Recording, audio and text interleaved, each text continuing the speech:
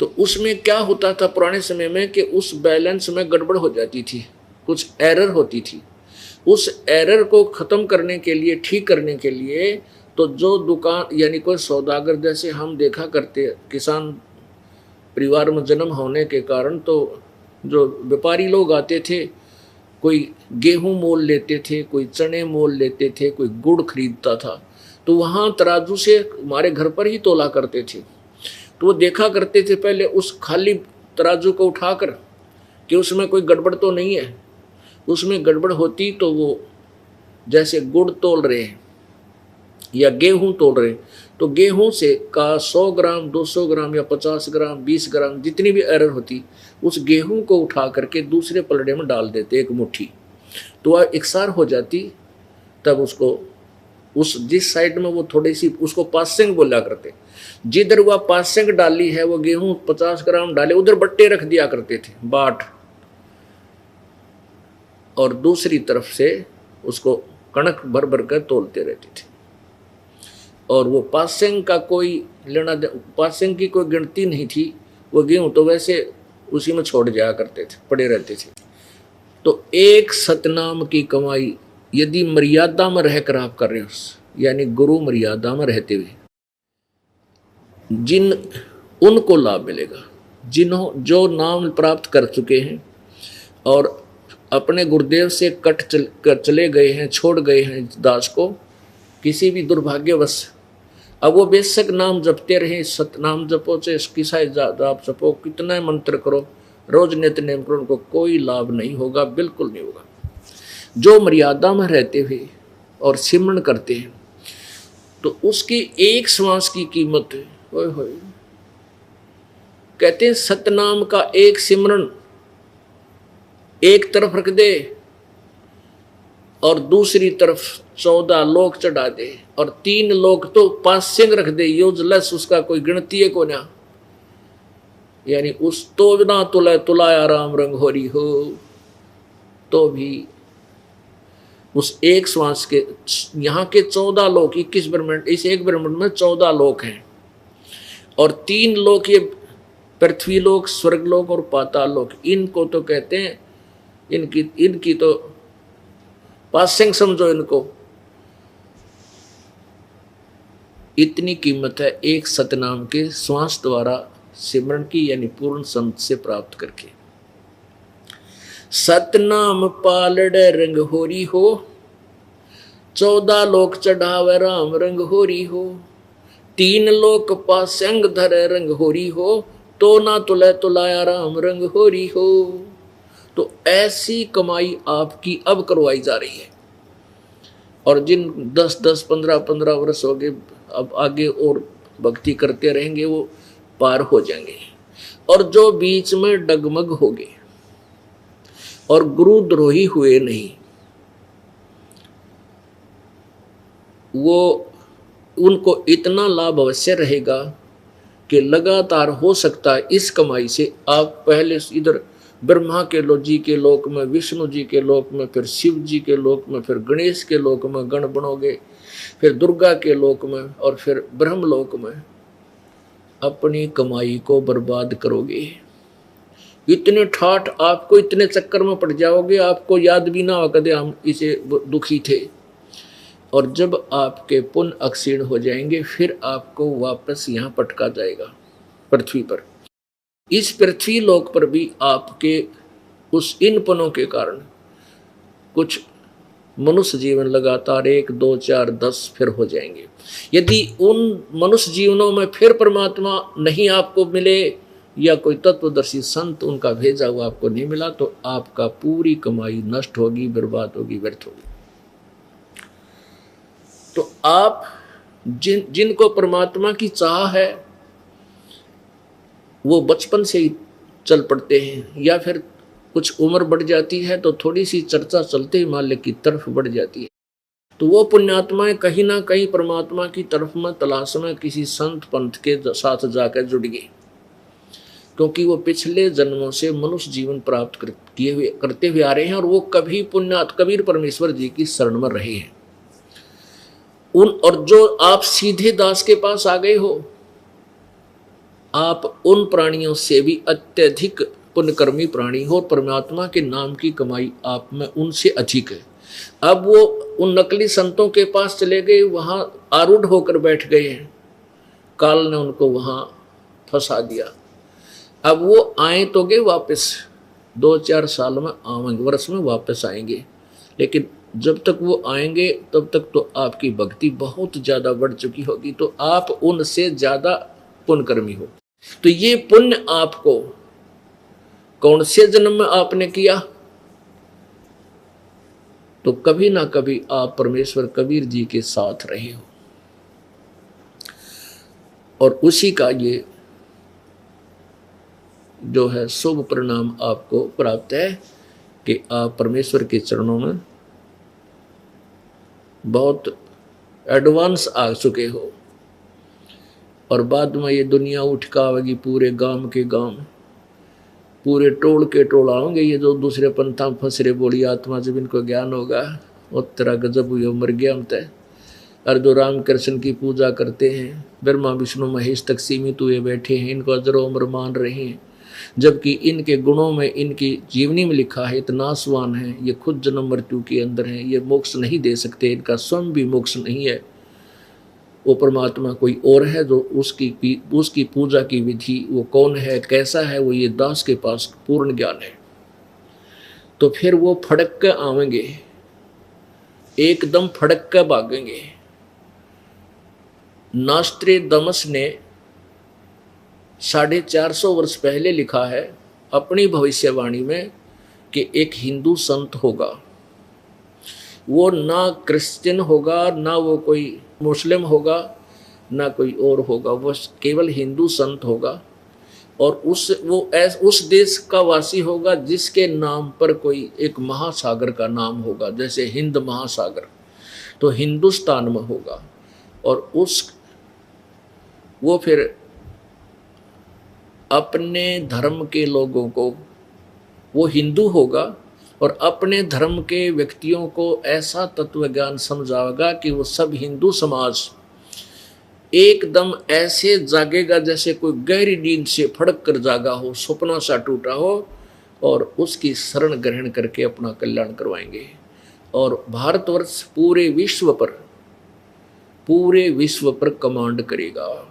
उस संत के ज्ञान के आधार से पूरे विश्व में इतना परिवर्तन होगा कि सभी जो अन्य जो संत होंगे जो झूठा ज्ञान दे रहे हैं, उनके ज्ञान की खाल उतार दी जाएगी उस संत के द्वारा, और सभी पूरा विश्व उनके विचारों से प्रभावित होकर के बुराइयां त्याग करके उनके आदेश का पालन करेगा। पुण्यात्माओं, स्वयं परमात्मा कबीर जी ने भी 600 वर्ष पहले अपनी अमृतवाणी में लिखा है कि ये मेरे नाम से, कबीर नाम से 12 नकली पंथ चलेंगे, जिनमें से एक गरीब दास पंथ भी होगा। परमात्मा ने कहा कि ये 12 के 12 पंथ के अनुयायी मेरे निकट नहीं आ पाएंगे। इस बार में पंथ में, यानी गरीब दास वाले पंथ में हम फिर चल आएंगे और इन सभी पंथों को खत्म करके एक ही पंथ चलाएंगे। पंथ माने मार्ग, यानी पूजा की विधि, भगवान के पाने का तरीका वो एक ही रहेगा, अब भिन्न भिन्न समाप्त हो जाएंगे। तो वो समय अब आ चुका है। अब कुछ ही दिनों में ये पूरे विश्व में जाएगा ये तत्व ज्ञान, और आज बुद्धिजीवी समाज है बहुत शीघ्र स्वीकार करेगा। इसलिए पुण्यात्माओं कहते हैं, लख बर सूरा जूझे ही लख बर सावत दे, लख बर यति जहान में तब सतगुरु शरणा ले। एक सूरवीर होता है जो अन्याय के विरुद्ध वो अपना जीवन भी समाप्त कर सकता है, लेकिन वापस नहीं होता। वो दुराचारी नहीं होता, वो हमेशा न्याय के पक्ष में रहता है। तो कहते लख बर सूरा जूझ ही, वो उल्टा नहीं हटता, अपना जीवन दान कर सकता है। वो पुण्य आत्मा पूर्ण पिछले जन्म के शुभ संस्कारों से उसमें ऐसा गुण होता है। लखबर सूरा जोध भी लखबर सावंत दे होती है कि जिसके हाथ गोडों से नीचे तक चले जाते हैं वो बहुत ही पुण्यकर्मी और दयालु इंसान होता है। तो पिछले शुभ कर्मों से ही ऐसे उसको जन्म प्राप्त होते हैं। लखबर यति जहान में, लखबर जैसे हनुमान जैसा यति, सुखदेव जैसे यति, लखबर जति जहान में तब सतगुरु शरणा ले। ऐसे पुण्यकर्मी आप ना जाने कितने जन्म, क्योंकि इन पुण्यों के कारण जो परमात्मा के जैसे अब आप कर रहे हो, जो पार हो गए वह तो हो गए, नहीं तो इन्हीं में से इतनी कमाई बनेगी आपकी, इन्हीं में से कोई ब्रह्मा बना होगा, काल किसी को विष्णु बना होगा, किसी को शिव जी बना होगा, और फिर इनको बुद्धि भ्रष्ट कर देगा। जैसे आपने सुबह पढ़ा था सत्संग में, देखा देवी भागवत में, विष्णु जी तप कर रहा है, ब्रह्मा जी पूछ रहा है कि आप सबके मालिक होते हुए भी आप तप कर रहे हो? तो वो कहता है कि मैं दुर्गा की पूजा करता हूँ और मेरे विचार में दुर्गा से बड़ा कोई भगवान नहीं है, कोई देवता नहीं है। और दुर्गा कहती है कि वो तो परमात्मा है, ब्रह्म, उसकी पूजा करो, उसकी पूजा करनी चाहिए, वो ब्रह्मलोक में रहता है। तो ऐसे आप जी जो पार नहीं हो पाओगे, किसी भी कारण से ठोकर लाएगी, आपका रह गए यहाँ पर, ये वो गोल्डन चांस है, ये स्वर्ण अवसर है आपका कि अब आप पार हो जाओगे। पार होने में कतई दिक्कत नहीं है, कोई भी संशय नहीं है आपका। लेकिन आप धोखा कहाँ खाते हो? मर्यादा तोड़ के मर्यादा भंग कर जाते हो, डगमग हो जाते हो। कुछ दिनों के बाद आपको इतना सुख हो जाएगा और इतना धन हो जाएगा आपके पास, आपके पुत्र पौत्र और ऐसे शुभ कर्मी आएंगे आपके घरों में कि आप पूरे गांव में, नगर में आपके घर न्यारे हो जाएंगे। आपकी तरफ हर इंसान की नज़र होगी, ये तो भाई पता नहीं कैसे इतने सुखी और इतने धनवान कैसे होंगे। तो फिर कुछ दिनों में आप में ये माया का दबाव बन जाएगा। किन को बनेगा? जो सत्संग नहीं सुनेंगे, जो परमात्मा के चरणों में रेगुलर नहीं आओगे, महीने में 20 दिन में, 15 दिन में, 2 महीने में अवश्य सत्संग सुनना चाहिए। चाहे हम कितने ही अपने आप को सियाणे मान चुके हों और कितने हम अपने आप को सोच चुके हैं कि हमें ज्ञान हो गया, नहीं, हम जीव हैं। हम सुबह की बात शाम तक नहीं याद रख सकते। हमने सुबह कई रोटी खाई थी, शाम ने पूछ ले जो याद रह जाते, तो फिर आप हमें ज्ञान कहाँ है? हमें तो बार बार रिमाइंडर की आवश्यकता पड़ेगी। और इसलिए आखिरी सांस तक परमात्मा का सत्संग भी और सिमरण भी आपने करना और सुनना पड़ेगा। तो और जो होगे गुरुद्रोही, वो तो असंख्य जन्म मनुष्य जीवन प्राप्त नहीं कर सकते। उनके सभी जो पुण्य कमाई प्रभु के द्वारा के चरणों में की है वर्तमान में, वो सभी नष्ट कर दी जाएगी। इसलिए परमात्मा हमें याद दिलाते हैं कि पूर्ण संत की शरण में आकर के अपने शुभ कर्मों को, पुण्य कर्मों को सुरक्षित रखें, अपनी कमाई को बर्बाद नहीं होने दें, मर्यादा भंग नहीं होने दें। जो नियम इस दास ने आपको बताए हैं, ये प्रभु के बताए हुए हैं, और इनमें से एक को भी आप खंड कर दोगे तो आप फाउल हो जाओगे। अब जैसे बच्चा खेल के मैदान में, खेल में सेलेक्ट होता है और वो खिलाड़ी यदि मर्यादा में नहीं खेलता है तो फाउल हो जाएगा। फाउल हो गया तो एक जो चल रही है वो खेल, उससे बाहर हो गया तो वो रिजेक्ट हो गया। तो पुण्यात्माओं, आप इस परमात्मा वाले खेल के खिलाड़ी होगे और सावधान होकर नहीं खेलोगे तो आप फाउल हो जाओगे। ऑटोमेटिक कनेक्शन है परमात्मा का, यहाँ विसल बजाने की आवश्यकता नहीं है, या तो अपने आप ऑटोमेटिकली आपका नाम खंड हो जाएगा। खंड होने के बाद आपके कैसे विचार होंगे? सत्संग में आने में अरुचि होगी, और इस दास के विषय में कोई कुछ कह देगा 19-21 तो आपको हर्ष होगा उसमें कि हाँ ऐसा हो सकता है। और जब तक आपका नाम खरा है, आप रह कर सत्संग में आओगे, और इस दास के बारे में कोई बकवाद करता है तो आप लड़ो, बेशक लड़ना तो नहीं है, लेकिन आप उसकी बात का दुख मानोगे और उसको असत्य मानोगे। ये लक्षण है आपके कि आपका नाम सही है। और यदि कोई बुराई करता है इस दास की और आपके अंदर कुछ महसूस होता है, हाँ ऐसा हो सकता है, तो आपका नाम खंड है, नहीं है तो फिर उस समय हो चुका है, हो गया ही।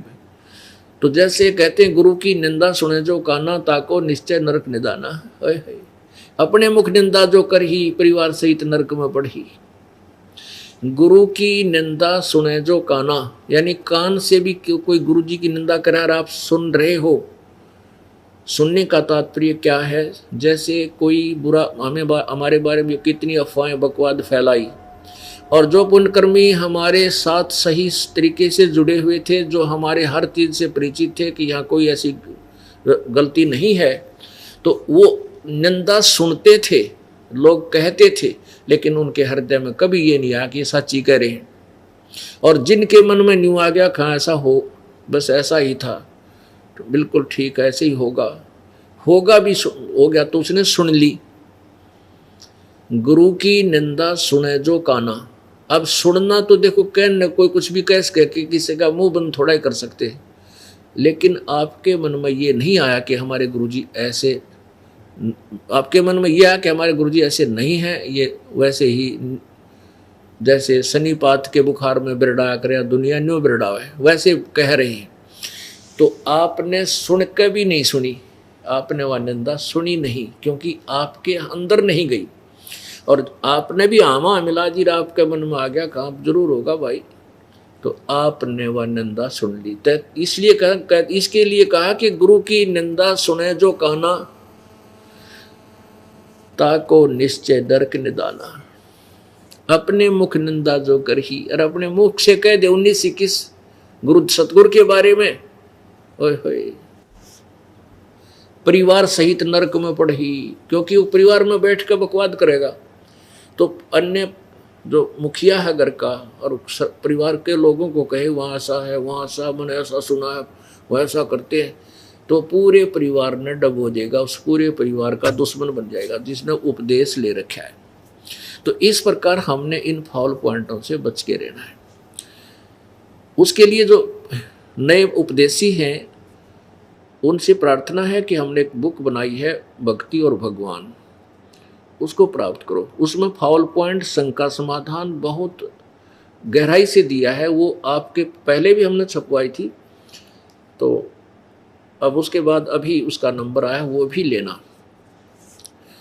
उससे आप मर्यादाहीन नहीं हो पाओगे और किसी नकली व्यक्ति की बातों में नहीं फंस पाओगे। आप अपनी पटरी से नहीं उतरोगे, राम नाम की पटरी से नहीं उतर पाओगे, तो हम सफल हो जाएंगे, सतलोक जाएंगे। परमात्मा प्राप्ति करना कोई कठिन नहीं है, मोक्ष, पूर्ण मोक्ष प्राप्त करना बिल्कुल कठिन नहीं है। कठिन है इस मार्ग पर दृढ़ होना, कठिन है इस मार्ग पर आखिरी सांस तक चलना, क्योंकि इसमें बाधा बहुत है, क्योंकि पूरा विश्व हमारे विरुद्ध है, हमारा शत्रु नहीं है, लेकिन ज्ञान में विवाद है, ज्ञान के अंदर भिन्नता है, और उस भिन्नता का अंत हमारे तत्व ज्ञान से होगा। आप पूर्ण रूप से इस पर लगे रहोगे, अन्य की बातों में नहीं आओगे, आप अपना जीवन सफल कर सकते हो। और मोक्ष प्राप्त में कोई बात है को नहीं, नाम की कमाई से सतलोक जाया जाएगा, और आखिरी सांस तक मर्यादा में रहोगे तो जाया जाएगा। परमात्मा क्या कहते हैं कि द्वार धनी के पड़ा रहे और धक्के धनी के खावे, 100 काल झकझोल ही पर द्वार छोड़ नहीं जावे। अंतिम श्वास तक परमात्मा की भक्ति करनी है।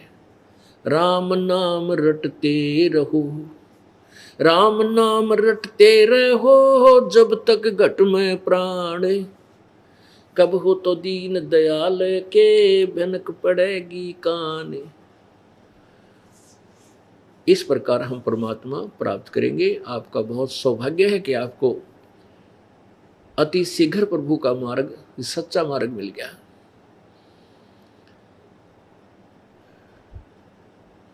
दुर्भाग्य है उन आत्माओं का जो हमसे जुड़े नहीं और हमारे विषय में झूठी अफवाहें फैला दी गई, उन तक पहुंच गई और वो इस तत्व ज्ञान से और संत मुझदास से नफरत करने लग गए। ये काल का जाल है, काल का दाव था, ये इसने ला दिया। लेकिन परमात्मा समर्थ है।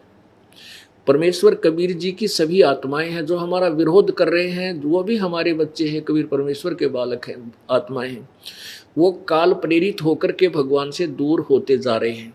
उनको भी तत्व ज्ञान समझा करके ये परमात्मा के सब पुस्तक सीडी वगैरह समाज में ये डोज दे करके सबको स्वस्थ किया जाएगा। जो अज्ञानियों ने उनके अंतःकरण को अस्वस्थ कर दिया।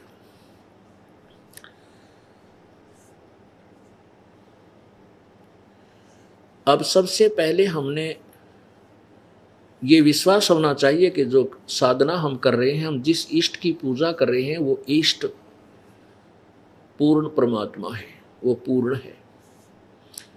उसके लिए हमने पूर्ण रूप से ज्ञान ग्रहण करना होगा। अब सबसे पहले ये निर्णय करेंगे कौन तथा कैसा है कुल का मालिक। कोई तो परमात्मा को निराकार बताता है और कोई साकार बताता है, तो कहता है जो ये ब्रह्मांड है, इसके अंदर जो रचना है, पृथ्वी चांद सितारे, यही परमात्मा का रूप है। ऐसा अज्ञान भर दिया पूरे समाज में। हमें यही नहीं मालूम कि परमात्मा कैसा है। हम प्रभु की परिभाषा से भी परिचित नहीं हैं। तो सबसे पहले इस दास को परमात्मा ने ड्यूटी दी है कि आपको पहली कक्षा से लेकर भक्ति मार्ग की कै ख से प्रारंभ करके और पूरी ये कड़ी सिखाई जाएंगी। अर्थात पहली कक्षा से ही प्रारंभ किया जा रहा है। भक्ति मार्ग पूरे रूप से काल ने नष्ट करवा रखा है। इसका ज्ञान कति मिटा रखा है। केवल दंत कथाएं, लोकवेद, मनमाने आचरण, मनमाना ज्ञान, मनमानी कथाएं पूरे समाज में ठोक ठोक कर बरवा रखी। अब इसको तत्व ज्ञान रूपी इस शस्त्र के द्वारा इस अज्ञान को हटाया जाएगा, काटा जाएगा, इस गुत्थी को सुलझाया जाएगा। अब कुछ जो व्यक्ति ये कहते हैं कि हम वेदों को और गीता जी को और पुराणों को, महाभारत आदि ग्रंथों को हम नहीं मानते, तो उन कर्महीन दुर्बुद्धि प्राणियों से तो चर्चा करने का भी कोई लाभ नहीं है, क्योंकि वो बेसलेस है। किसी भी वस्तु का ज्ञान हमें किसी सदग्रंथ से हुआ है, और वो सदग्रंथ जैसे विशेषकर कुछ पंथ ऐसे हैं, जैसे राधा स्वामी पंथ, धन धन सदगुरु पंथ, और एक ये हंसा देश पंथ और निरंकारी पंथ आदि जो हैं, ये कहते हैं, विशेषकर राधा स्वामी और धन धन सदगुरु वाले ये कहते सुने हैं कि हम गीता और वेदों को नहीं मानते। ये भी तो किसी व्यक्ति ने लिखी है। हम तो अपने गुरुओं के द्वारा, जो वक्त गुरु है, उसके ज्ञान को सत्य मानते। हमारे जो गुरुदेव ने, अर्थात श्री शिवदयाल जी, उनका हेड ऑफ द डिपार्टमेंट है। श्री शिवदयाल जी राधा स्वामी और धन धन सदगुरु पंथ का हेड ऑफ द डिपार्टमेंट है। सबसे पहले वो महात्मा है, और उनको भक्ति मार्ग का कैक है भी पता नहीं। सतलोक का उसने ये नहीं पता, सतलोक सतनाम न कहते हैं, या सतनाम के चीज है जिसे मोक्ष होना, उसके बारे में उन्हें ज्ञान नहीं। तो वो जाएंगे कहाँ और ले जाओगे कहाँ? एक तरफ तो वो दोनों पंथ श्री गुरु ग्रंथ साहिब को, जो पंजाबी भाषा में लिखा लिपिबद्ध है, उसको सत्य मानते हैं। तो वो भी तो किसी महापुरुष का लिखा हुआ है, उसको वो सत्य मानते हैं, इसमें ठीक है।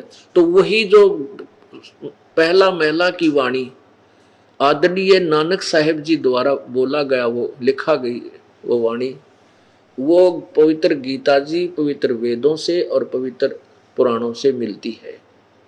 तो इससे सिद्ध हुआ कि पवित्र वेद, पवित्र गीता जी, पवित्र महाभारत, पवित्र पुराण, ये भी मान्य सदग्रंथ हैं जो उस सदग्रंथ से मिलते हैं जिसको राधा स्वामी पंथ और धन धन सतगुरु पंथ वाले उस ग्रंथ साहब की वाणी को, ज्ञान को सत्य मानते हैं।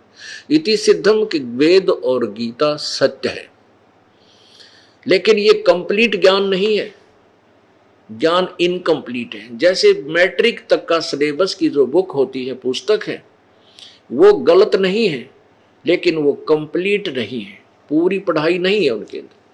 ट्रेनिंग आदि करते हैं, वो अलग बुक्स होती है, लेकिन वो व्यर्थ नहीं है। तो पुण्यात्माओं, आपको जब वेदों तक की जो कमाई भक्ति की है वो भी ये दास कराएगा, क्योंकि ओम इति एक अक्षरम ब्रह्म व्यवहारन माम अनुसमरण यह परियाति तजन देहम स याति परमाम गति। गीता ज्ञान दाता ब्रह्म कह रहा है कि माम ब्रह्म, मुझ ब्रह्म का, ओम यह, ओम ओम इति एक अक्षरम, यह एक अक्षर है मेरे स्मरण करने का, मुझ ब्रह्म का। और जो इसके आखिरी सांस तक, शरीर त्यागने तक इसका सिमरण करता है, वो मेरी परम गति को प्राप्त करता है। फिर गीता अध्याय नंबर 8 के श्लोक 13 में है ऐसा वर्ण। अब पूर्ण परमात्मा की पूर्ण मोक्ष के लिए, जब जहां जाने के बाद कभी जन्म मृत्यु नहीं होती, और अपनी साधना से कहता है कि तेरे और मेरे, गीता जी अध्याय नंबर 4 के श्लोक 5 में कहा है कि अर्जुन तेरे और मेरे बहुत जन्म हो चुके, तू नहीं जानता मैं जानता हूं। और 9 श्लोक में कहा चौथे अध्याय के में कि मेरे जन्म और कर्म अलौकिक है। गीता जी अध्याय नंबर 2 के श्लोक 12 में कहा कि अर्जुन तेरे, मैं, तू और मैं और ये सब सैनिक पहले भी थे, आगे भी होंगे, यानी तेरा और मेरा जन्म मृत्यु होता रहेगा। और मेरी भक्ति करनी है तो मेरा ओम नाम है, तो इससे जन्म मृत्यु नष्ट समाप्त नहीं हो पाएगी, लेकिन मेरी भक्ति से ब्रह्मलोक प्राप्त हो जाएगा। 8वें अध्याय के 16वें श्लोक में गीता जी में लिखा है ब्रह्मलोक तक गए हुए प्राणी भी फिर पुनर्जन्म आते, वो पूर्ण मोक्ष नहीं है। इसलिए गीता जी अध्याय नंबर 15 के श्लोक नंबर 4 में कहा कि तत्वदर्शी संत से ज्ञान प्राप्त करने के पश्चात, उसके पश्चात उस परमेश्वर के परम पद की खोज करनी चाहिए, जहां जाने के बाद फिर संसार में लौटकर प्राणी कभी नहीं आते। और जिस परमेश्वर ने सब ब्रह्मांडों की रचना की, और गीता ज्ञानदाता कहता मैं भी उसी की शरण में हूं, उसी की पूजा करनी चाहिए। गीता जी अध्याय नंबर 18 के श्लोक नंबर 62 में कहा है कि अर्जुन तू सर्वभाव से उस परमेश्वर की शरण में जा, उसकी कृपा से तू परम शांति और शाश्वत स्थान यानी सतलोक को चला जाएगा। उसके लिए कहा कि चौथे अध्याय के 34वें श्लोक में कि तत्वदर्शी संतों के पास जा, उनसे पूछ उस परम पिता के बारे में। गीता जी के 17वें अध्याय के 23वें श्लोक में कहा कि ओम तत्सत इति निर्देश है ब्रह्मण त्रिविध समर्थ है, ये पूर्ण परमात्मा सच्चिदानंद घन की भक्ति का ओम तत्सत, ये मंत्र है उस परमात्मा के पाने का। ओम ब्रह्म का, तत् ये सांकेतिक है, ये परब्रह्म का, और सत ये भी सांकेतिक है, ये पूर्ण ब्रह्म का। इन मंत्रों के जाप, 3 मंत्र के जाप से पूर्ण परमात्मा की प्राप्ति होगी। तो ऐसे ये जो राधा स्वामी पंथ और दंडन सतगुरु पंथ वाले सतनाम से भी अपरिचित है, उनको सतनाम का नहीं बेरा, यू खान का है, पीण का है, यू कोई स्थान है या कोई ये नाम जाप करने का। तो ये कहाँ जाएंगे, ये क्या प्राप्ति करेंगे? फिर आज दिखाते हैं आपको, क्योंकि ये इतना जटिल प्रश्न हो गया है, ये अज्ञान इतना गहरा छा गया है कि इसको रह रहकर खुरचना पड़ेगा, रेग मारना पड़ेगा आपके अंतःकरण में, तब ये हटेगा, जब नया पेंट ये यथार्थ ज्ञान ठहरेगा। अब देखिएगा, ये है सार वचन वार्तिक, ये है सार वचन राधा स्वामी वार्तिक, हजूर स्वामी जी महाराज, राधा स्वामी सत्संग व्यास। इसके प्रकाशक हैं जगदीश चंद्र शेट्टी, सेक्रेटरी राधा स्वामी सत्संग व्यास, डेरा बाबा जैमल सिंह, पंजाब। इसकी भूमिका में स्पष्ट किया है कि सार वचन राधा स्वामी वार्तिक हजूर स्वामी जी महाराज के वचनों का संग्रह है। अधूर स्वामी जी माने श्री शिवदयाल जी महाराज। ये वचन सत्संगों तथा अन्य चर्चाओं के दौरान सत्संगियों ने नोट किए थे। स्वामी जी महाराज के परम धाम सिधारने से कुछ वर्ष बाद इनका संग्रह करके पुस्तक रूप में छपा गया। सन 1902 में बाबा जयमल सिंह जी महाराज ने सार वचन स्वामी राधा स्वामी वार्तिक को पहली बार गुरमुख लिपि में छपवाया, पंजाबी में छपवाया। अच्छा देखो, 1902 से चल रहा है ये सारा खेल।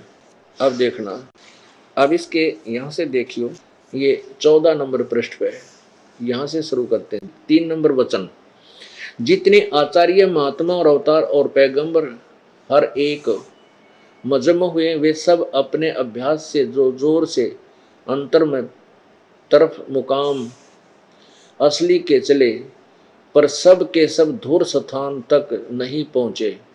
सो बहुत से तो मंजिल पहली पर कोई दूसरी मंजिल पर, और कोई बिरले ही साध तीसरी मंजिल प्रेमी मंजिल तीसरी तक पहुँचे। सिर्फ संत मंजिल 5वीं यानी सतनाम पर। अरे थरा गजब हो। अब यहाँ सतनाम को ये 5वीं मंजिल बता रहे हैं। अब देखो, यानी सतनाम पर और कोई बिरले संत 5वीं मंजिल 8वीं यानी राधा स्वामी पद पर पहुंचे। इस स्थान से, अब सतनाम को या स्थान लिख रहे हैं, राधा स्वामी को भी स्थान लिख रहे हैं कि राधा स्वामी पद तक पहुंचे। इस स्थान से आदि में सूरत का तंजुल यानी उतार हुआ था। कितने? इस सतनाम से और राधा स्वामी पद से यह स्थान सिद्ध कर दिया सतनाम यहाँ पर। अब आगे चलो, ये प्रश्न नंबर 15 पे और वचन नंबर 4 है। अब समझना चाहिए कि राधा स्वामी पद सबसे ऊंचा मुकाम है। अब राधा स्वामी सबसे ऊंचा स्थान बना दिया। अरे तेरा गजब हो, ये भगवान देखी सा पत्थर पर डरने की बुद्धि पर लाखों करोड़ों लोग उनके चक्कर में फंसे पड़े हैं, बोड़ी आत्माएं। अब समझना चाहिए कि राधा स्वामी पद सबसे ऊंचा मुकाम है, स्थान है, मुकाम माने स्थान, और यही नाम कुल मालिक और सच्चे साहिब और सच्चे खुदा का है। अरे थारा गजब हो। अब कोई कहे कि भारत की राजधानी दिल्ली है, और फिर न कहे यही राष्ट्रपति का नाम है, ये प्रधानमंत्री का नाम भी दिल्ली ही है, तो कितना विद्वान और कितना जानकार है। तो पशु है निरा, उसने क्या ही कहा ना, मेरा कर शराब भांग भूंग पी रहा होगा, इसलिए बंड एंड बेंड। तो ये ज्ञान है राधा स्वामी के head of the department Shri Shivdayal ji Maharaj का है। ये तो ज्ञान आपको बता जा रहा है, शिवदयाल जी। ओहो, अब देखो, अब समझना चाहिए राधा स्वामी पद सबसे ऊंचा मुकाम है, यही नाम कुल मालिक और सच्चे साहिब और सच्चे खुदा का है। राधा स्वामी स्थान भी है यानी राजधानी भी है, और मालिक का प्रधानमंत्री का नाम भी राधा स्वामी है। अरे वाह। और इस मुकाम से यानी स्थान से 2 स्थान नीचे राधा स्वामी स्थान से सतनाम का मुकाम है। सतनाम का मुकाम है। अब सतनाम का मुकाम का क्या अर्थ हुआ? या तो न्यों कि ये सतनाम मुकाम है, ये उलझ पुलझ थे न क्या ही कहीं बेरा था। अब आगे देखिए, सतनाम का मुकाम है जिसको, इस सतनाम को जिसको संतों ने सतनाम को सतलोक, सचखंड, सार शब्द, सत शब्द और सतनाम को फिर सतनाम और सतपुरुष करके बयान किया है। अरे वाह, अंग्रेजों चाड़ा पाट रखा तुम्हारे ज्ञान ने। Radha Soami head of the department Shivdayal ji के विचार, और करोड़ों प्राणी इस मुड़ बैठे, इसने कदे पट्टी बांध रखी है अनाड़ी संतों ने, बूढ़ी आत्माओं को नरक में ठोक दिया। अपने आत्माओं, ये तो है व्यास से छपे। अब देखो, अब इसके अंदर एक और विशेष आपको दिखाते हैं, यही सारवचन राधा स्वामी वार्तिक अजूर स्वामी जी महाराज का जो इसके अंदर क्या लिखा है, यहाँ देखो। राधा स्वामी दयाल की दया, राधा स्वामी सहाय। वचन आखिरी वचन जो कि स्वामी जी महाराज ने मरते समय बोले थे, शिवदयाल जी ने, वचन जो कि स्वामी जी महाराज ने आखिरी रोज पेशतर अंतर ध्यान होने के वास्ते हिदायत साधुओं सत्संगियों सत्संगियों के खास जुबान मुबारक से फरमाए, स्वयं अपने मुख से बोला। यहाँ देखो, अब यहाँ से शुरू करते हैं। इसमें क्या लिखा है कि फिर स्वामी जी महाराज ने राय साहब सालग्राम और कुल साधुओं सत्संगियों सत्संगियों की तरफ मोतज होकर फरमाया कि जैसा मुझको समझते हो वैसा ही अब राधा जी को समझना, और राधा जी और छोटी माता जी को बराबर जाना। ये राधा जी शिवदाल की पत्नी थी। राधा का स्वामी, राधा का पति, जैसे उत्तर प्रदेश में पति को स्वामी बोलते हैं, वैसे तो स्वामी का अर्थ पति ही होता है। तो जैसे उमा स्वामी का सीधा अर्थ क्या होगा? शंकर जी। उमा स्वामी का क्या अर्थ होगा? कौन है उमा स्वामी? शंकर जी, उमा जी का पति। तो ऐसे ही राधा स्वामी राधा जी का पति, यानी ये सालग्राम जो है इसने राधा स्वामी पंथ शुरू कर दिया कि ये जो शिवदयाल जी है यो खुद भगवान है, सतपुरुष मान लिया, और इसी के नाम तय, यानी इसकी पत्नी राधा, नाम इसकी पत्नी का, ये उसका पति। तो राधा स्वामी उर्फ शिवदयाल जी को परमात्मा मान के और इसी के नाम की अब ऐसे ही अनाप शनाप व्याख्या बना दी। अब देखो, फिर राधा जी महाराज को हुक्म दिया कि शिब्बो और बुक्की और विष्णु को पीठ न देना। या बुक्की की कहानी और सुनावाएंगे, शिवदयाल जी से अच्छी जुड़ी है। या बुक्की कौन थी? अब स्वयं मरता हुआ कह रहा है कि शिब्बो और बुक्की और विष्णु को पीठ न देना। पुण्यात्माओं, पहले तो एक विचार करो, अंत समय में जो आदमी प्राण छोड़ने लग रहा है और वो फंस रहा है यहीं पर, बुक्की ने संभाल कर रखिए है, तू ऐसे करिए, तो वो कहाँ गया होगा? वापस भूत बनेगा या यहीं किसी पशु पक्षी की योनि में जाओगा। जहाँ आसाता बासा होई, मन कर्म वचन सोमरी और सोई। ये नियम है प्रभु का। इसलिए कहा कि अंतिम जहां अंत में जहां आशा है वहीं वासा हो। ये बुक्की में आकर भूत बन गए शिवदयाल जी, बुक्की में बोलने लग गया, क्योंकि ये पार कहाँ होता। जब अंत समय में ये सब फंसा पड़ा है, नो करिए तो नो करिए, आग लगे ऐसा तू चाल अपने सतलोक ने उड़द पुड़द हो रहा है। या तो पहले व्यवस्था कर देनी थी, 10-20-5 वर्ष पहले कुछ करना चाहता था तो अब उसको पता लग गया कि तेरी शात आली है, तुम अंतिम सांस गिरना था, जब उसने ये सारा कुछ व्यवस्था करी। अब आगे देखो क्या बताया है, वचन 14। अब यहाँ देखो 14 नंबर वचन 14। फिर सेठ प्रताप सिंह की तरफ, जो इसका छोटा भाई था शिवदयाल जी का, तरफ मुतवज्जा होकर फरमाया कि मेरा मत तो सतनाम और अनामी का था। अरे वाह, सतनाम सतलोक मान रहा है, और अनामी लोक जो आपको ये दास बताता है, सतलोक से ऊपर अलखलोक, फिर अगमलोक, फिर अनामी लोक। तो इसने सुन रखा था परमात्मा कबीर जी की वाणी से सतनाम और अनामी, लेकिन पता इस शिवदयाल जी को कतई नहीं था।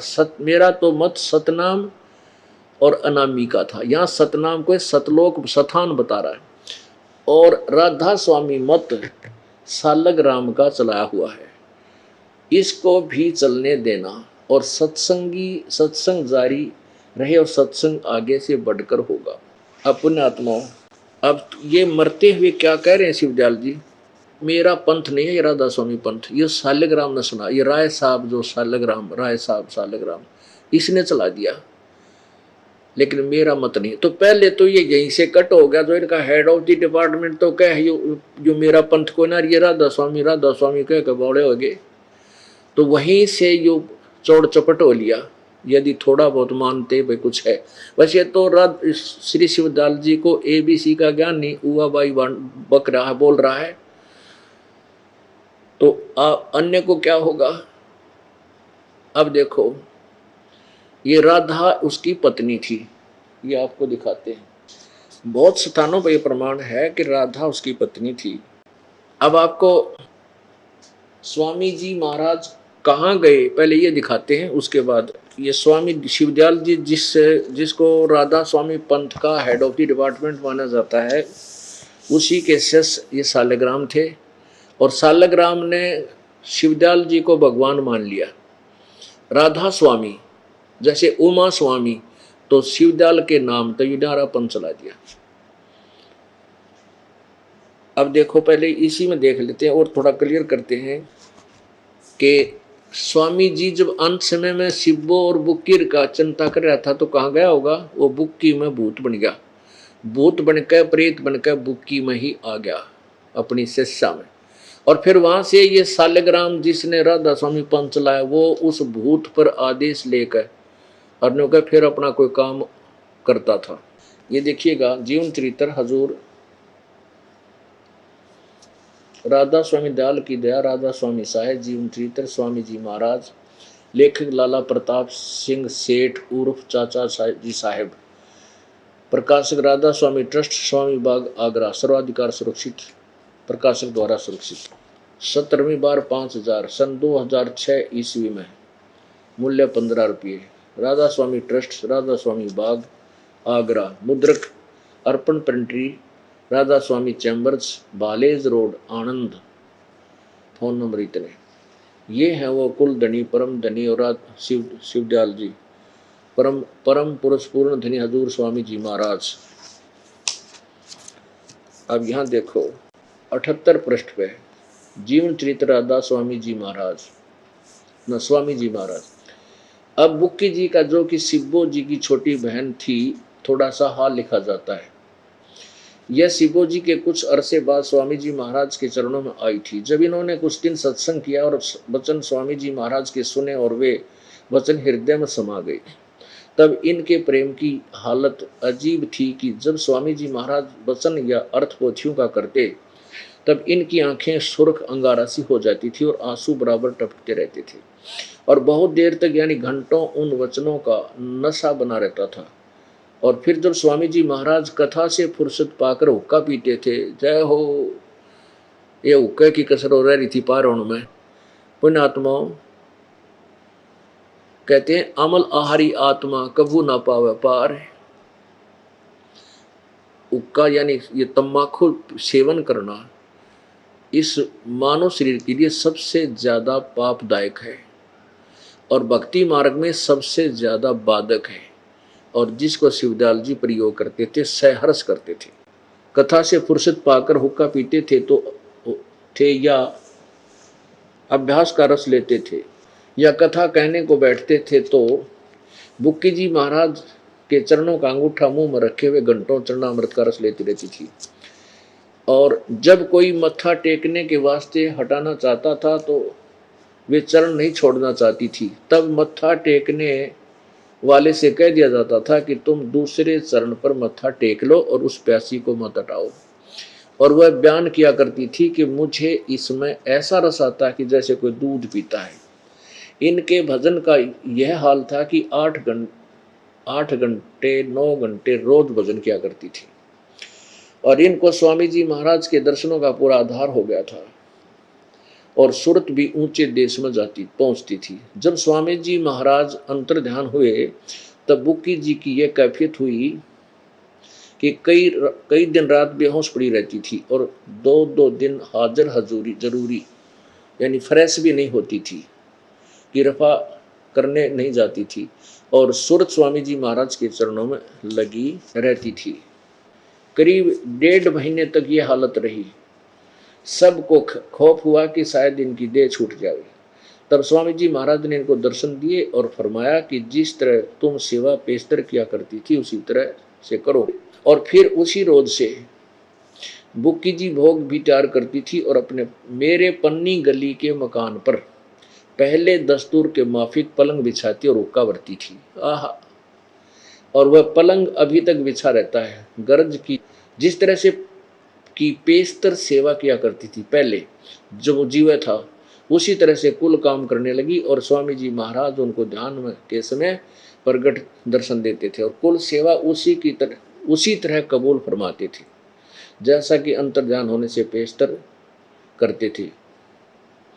बुक्की जी को महाराज उनके आखिरी दम तक प्रकट रहे, यहाँ तक कि जिस किसी को जब कोई बात स्वामी जी महाराज से अर्ज करनी होती थी तो वे बुक्की जी के जरिए दरियाफ्त कर लिया करते थे। यानी बुक्की जी अभ्यास के समय स्वामी जी महाराज को प्रगट करके हम कमाल हुआ करती थी।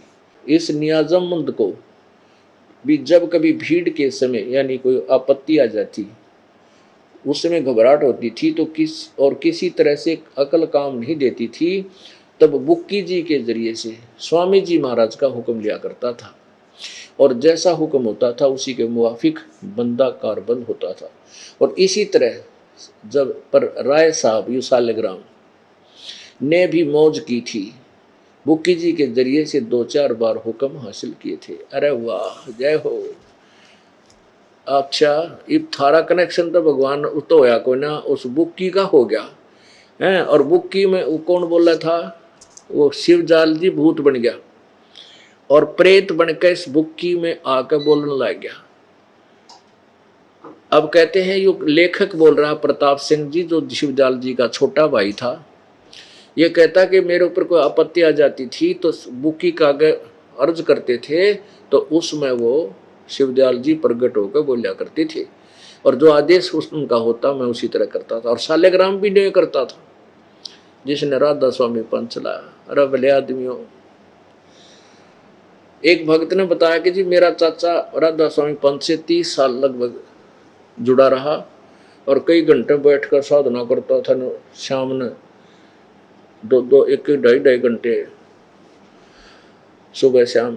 फिर वो मर गया और वो पहले चूरमा रुचिकर खाता था, चूरमा, और हुक्का पिया करता, सिगरेट पिया करता, बीड़ी पीता था। क्यों, जब शिवदयाल जी हुक्का पिए तो अनुयायियों को तो नो ऑब्जेक्शन, उन्हें पीना ही विकार करना ही करना है। तो वो मरकर मेरे अपने पुत्र वधू में, छोरे की बहू में बोलने लग गया। जो बोला ऐसे ऐसे करा करो, मेरा एक स्थान बना दो। वो 4 ईंट लाई उसकी, वो बना दिया ना जिसमें कुत्ते मुत्या करें, वो पितर या भूत स्थान। और फिर कहता है कि हम उसका पूजा पाजा ना करते तो उसकी हमें कहता तुम्हारा ईंट का ईंट बजा दूंगा। फिर हम डरते उसकी पूजा करते। वो रोजाना चूरमा बना के वो बहू खाती, उसकी छोरे की बहू, और वह बीड़ी पीती तो कदे नहीं पिया करती। वह वो भूत उसमें पड़ गया तो वह बीड़ी भी पीने लगी, हुक्का भी पीने लगी। रोज चूरमा बनावे और सुबह आपे खावे और वह हुक्का पीवे। और जिस दिन चूरमा ना मिले मैंने कहा थारा नाश कर दूंगा। और एक आधा काम ऐसा बता दिया उसने, हमारा काम भी हो गया। तो ये केस होता था। तब उसको बताया कि ये पिछले जन्म का पुण्यकर्मी प्राणी था, परमात्मा की तरफ में वो घूमता रहा, जा फंसा नकली संतों के पास, साधना गलत थी और वो भूत बन गया। अब भूत पितर बन के भी उसमें पूर्व जन्म की कुछ कमाई रह जाती है, उसको फिर वो नुमेर तेर में अपने परिवार के सदस्यों को आशीर्वाद दे देकर, वचन दे देकर वह नाश करके कत्ती फिर गधे की जन्म जाएगी। तो उसने कहा कि अब आपसे नाम लिया है हमने भी, उस पुत्र वधू ने भी, उस हमारे भाई की पत्नी ने। तो वो ई पांडा छोड़ा उसने, हमारा पीछा छोड़ा है, पता नहीं काम रहे है, ईब नहीं बोलता उसमें आपका नाम लेने के बाद। तो ऐसा ही यही एग्जाम्पल शिवदयाल जी का, जो राधा स्वामी पंथ का हेड ऑफ द डिपार्टमेंट है, यानी सुप्रीम है इनका। अब ये बुक्की में आकर भूत बन कर बोलने लग गया और उसी तरह बुक्की रोटी बनावे और आप बैठ कर खावे और उस पलंग पर बैठ कर हुक्का पीवे। बुक्की में वो भूत शिवदयाल जी।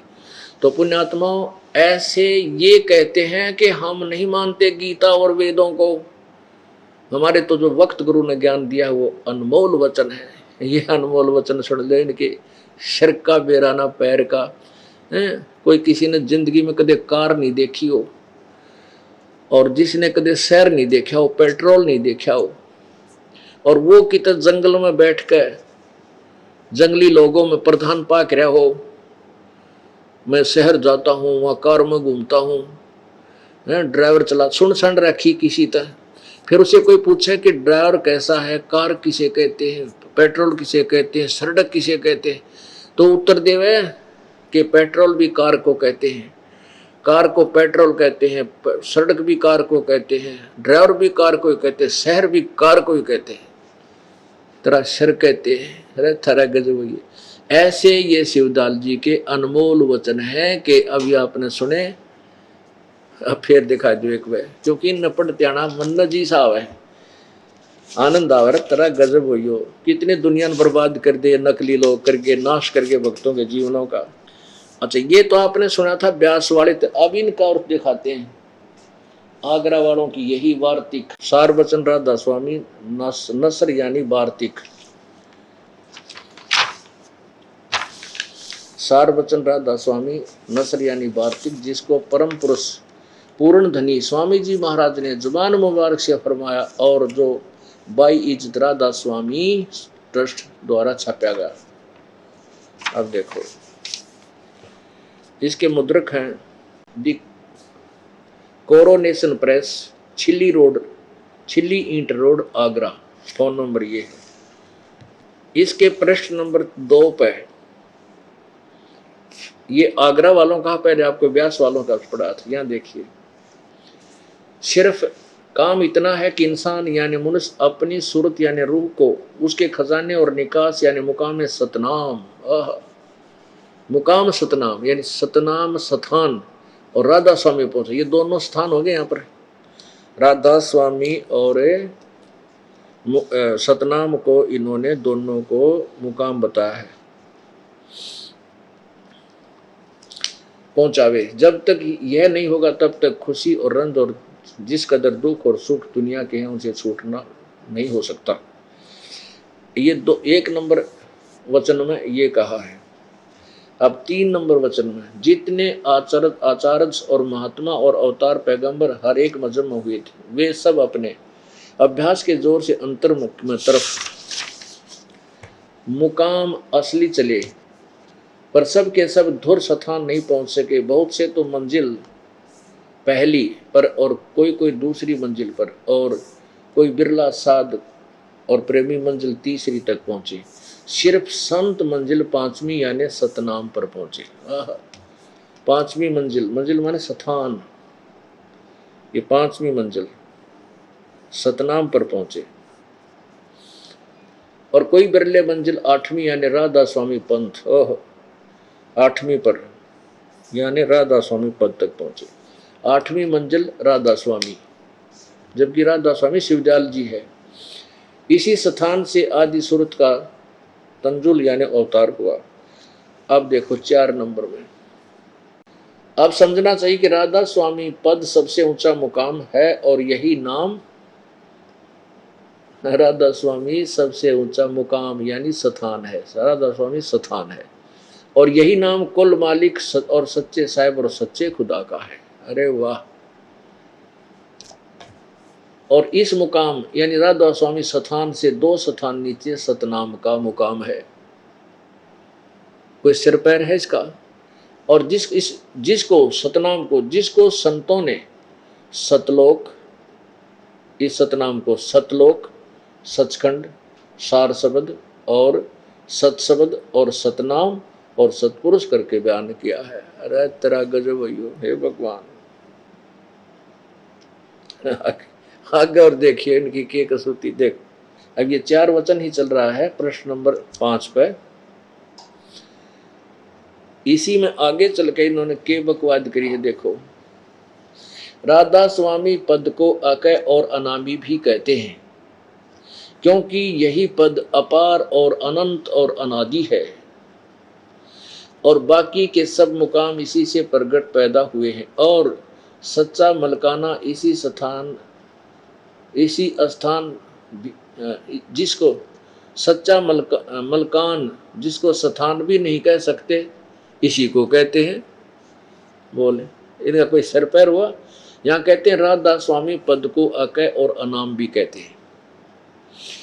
अकय अनामी जो चौथा लोक है ऊपर सबसे लास्ट वाला अनामी लोक, अकय अनाम भी कहते हैं राधा स्वामी को, क्योंकि यही पद अपार और अनंत और अनादि है, और बाकी के सब मुकाम यानी स्थान इसी से प्रगट यानी पैदा हुए। और यह सच्चा ला मकान,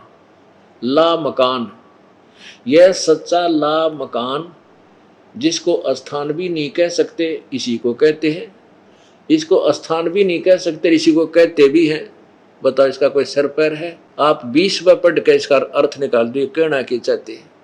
वही जैसे दयानंद जी ने लिख रखा 5 में यजुर्वेद अध्याय नंबर 5 के मंत्र नंबर 1 में क्या है का बिना बेरा, उसमें अग्नि तनुऋषि विष्णुत्वा सोमा ऋषि का अर्थ लिखा है कि हे लोगो, हे बिजली प्रसिद्ध, हे लोगो, जैसे हम लोग बिजली प्रसिद्ध समान शरीर के समान प्रण के अड़ंग बड़ंग करके 2 अक्षर की बात थी कि वो परमात्मा सह शरीर है। उस अमर परमेश्वर का सबके संभाल करने के लिए तीनों लोकों में प्रवेश करके सबकी देखभाल करता है, धारण पोषण करने के लिए भी एक और शरीर है उस अमर पुरुष का। सीधा सा अर्थ था। और इनका सिर पैर को नहीं, इनका भी कि उसको ला मकान, उसको मकान स्थान भी कहते हैं, उसको नहीं भी कहते हैं, कोई बात